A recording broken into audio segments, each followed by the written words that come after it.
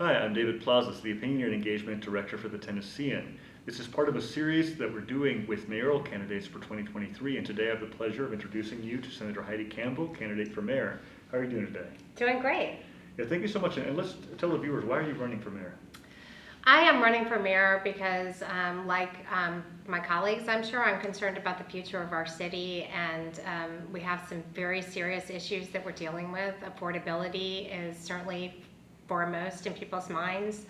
And I think we need somebody who has the relationships with and experience with the state legislature to move us forward in the coming months, because we are in the midst of what I will just call a hostile takeover in our city right now, and we need somebody who understands that to mitigate that going forward.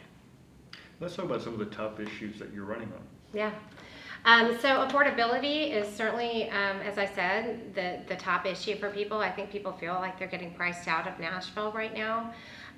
Education is always an issue. It represents almost half of our budget, and as it should. And our state doesn't fully fund public education, and so we need to really focus on early childhood education, which, as the data clearly shows, has better outcomes than if we don't focus on that. We need to focus on community schools to address the inequity in our school system, and we need to focus on something the state does very well, actually, which is workforce development.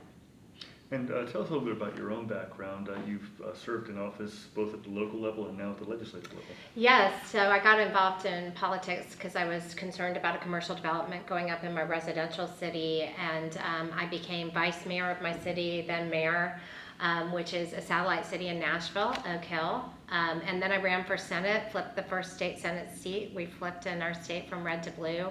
And then ran for Congress last year for the purpose of defending our city, which had been gerrymandered for the purpose of taking away representation from Nashville. Well, thank you very much. And in this time, people have been very eagerly seeing what's been happening with the Tennessee General Assembly. Of course, the national headlines went to the Tennessee 3 and that, but what would you say, was it a successful session? How did you view it as, or was it very painful for you? Well, both. I mean, we were able to get, we didn't talk about some of the legislation that we passed that was important. I did a Student Voter Act I was really proud of. I had students come up and write the legislation themselves, run the legislation, present it in committee, negotiate, because they had to, figure out that they'd have to compromise and pass it. This was the second year we ran it, and this was the first year we passed the Student Voter Act, which I'm really, really proud of. I'm proud of my kids for doing that.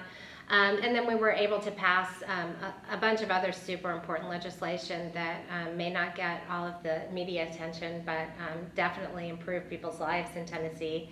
And then on the other side of the coin, it was very painful to be up there and watching what was going on, which was, getting us on SNL every other week for all the wrong reasons.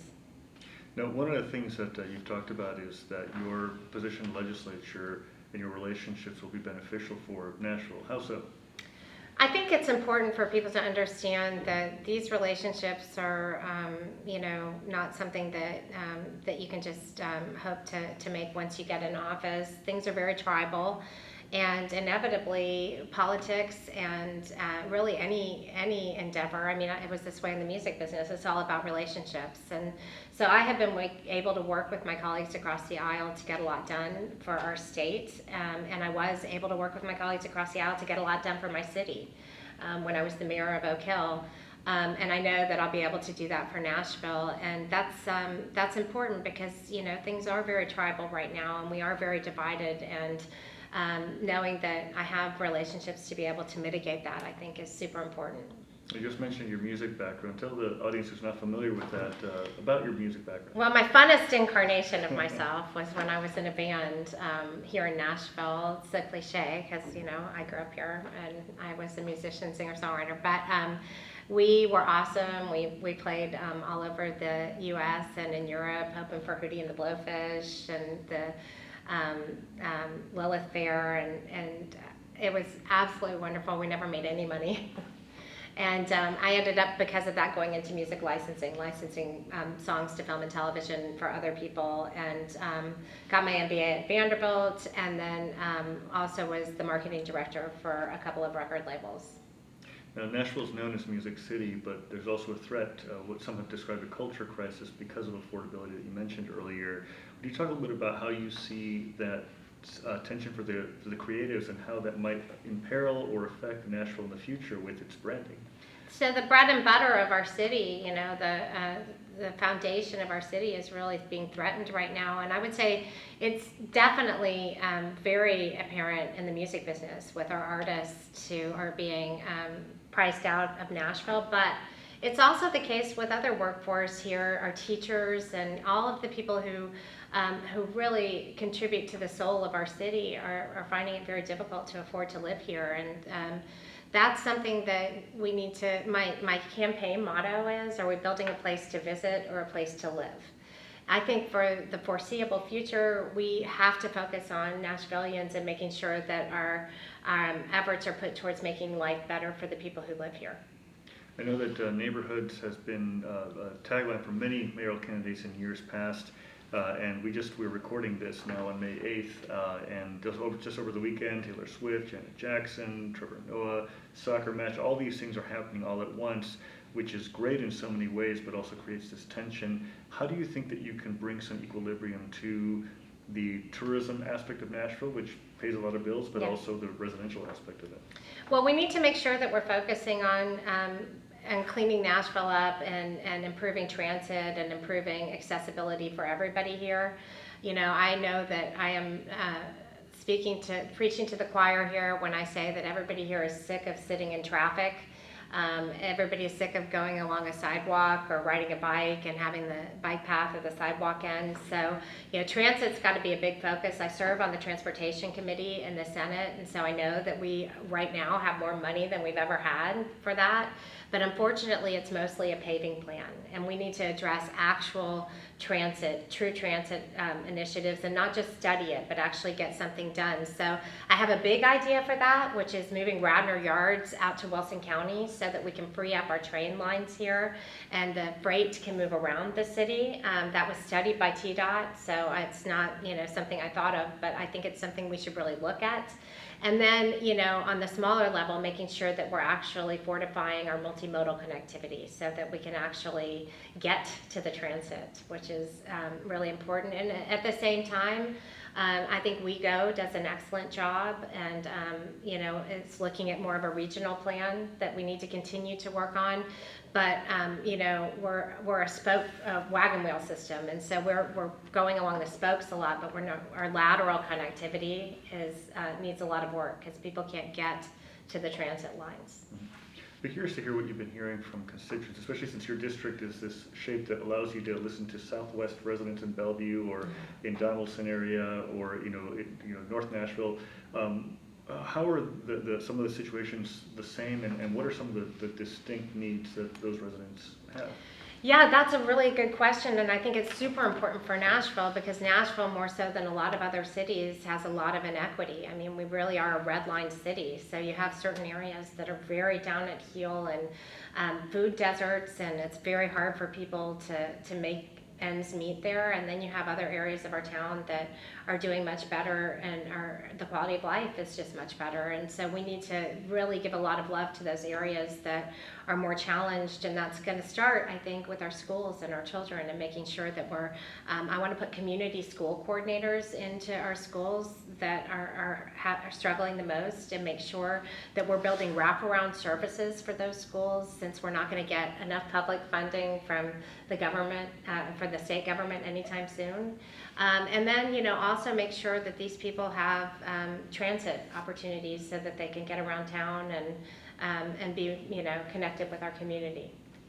You know, there's some issues that galvanize folks on local issues at the stadium, but most recently there was the Bellmead Plaza issue, which, as of this recording, has gone to its second vote. You wrote a letter urging the council to wait. How did you, when you think about local issues, when to get involved and how citizens should engage, what is your thought process, your vision of that, be it a local development plan or something much bigger like a stadium deal? Well, I think it's important that as a state legislature, I represent my constituents, and in retrospect, I probably should have spent some more time learning about that Bellmead Plaza plan before I advocated for a deferral. But to be clear, I was just advocating for a deferral. I wasn't in any way saying that I opposed the plan. But that having been said, when we go forward with projects like this, it's important that we think about how they relate to the rest of the city. For so long, we've had projects that exist in a vacuum. And you see this a lot on 8th Avenue, where you have, housing developments that don't have enough right-of-way in front of them for, future build-out of multimodal connectivity. So we need to make sure that we're thinking about a greater city plan when we're doing that. Nashville Civic Design has done a phenomenal job of envisioning a plan that connects all of us and takes that into consideration.